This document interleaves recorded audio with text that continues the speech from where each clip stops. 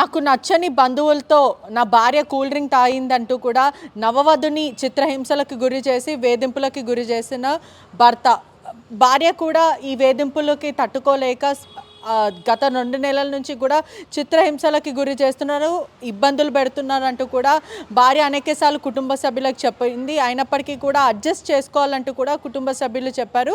తీవ్రమైన మనోవేదనకి గురయ్యి తను ఉరేసుకొని చనిపోయిన సిచ్యువేషన్. ఒకవైపు పూజిత మరియు శ్రీనివాస్ కూడా చుట్టుపక్కలని కలిసి చిన్నప్పటి నుంచి కూడా మేము ఉన్నామంటూ కూడా ఆ ప్రకారంలోనే వాళ్ళు పెళ్లి చేసుకున్నారు. అదే కాకుండా స్పాట్లో మనం ప్రస్తుతం అయితే ఉన్నాం కేపీహెచ్బి వద్దనే, ఎక్కడైతే ఈ ఘటన చోటు చేసుకుందో ప్రస్తుతం మనం అక్కడనే ఉన్నాం. కేవలము కూల్ డ్రింక్ తాగింది చుట్టాలతో అంటూ కూడా వేధింపులకి గురి చేశారు. ఒకవైపు పూజిత కూడా చాలా మంచి అమ్మాయి అంటూ కూడా కుటుంబ సభ్యులు చెప్తున్నారు. భర్త వేధింపుల వల్లనే నా కూతురు చనిపోయింది, నవవధువు పెళ్ళైన 2 నెలలకే ఘటన చోటు చేసుకుంది,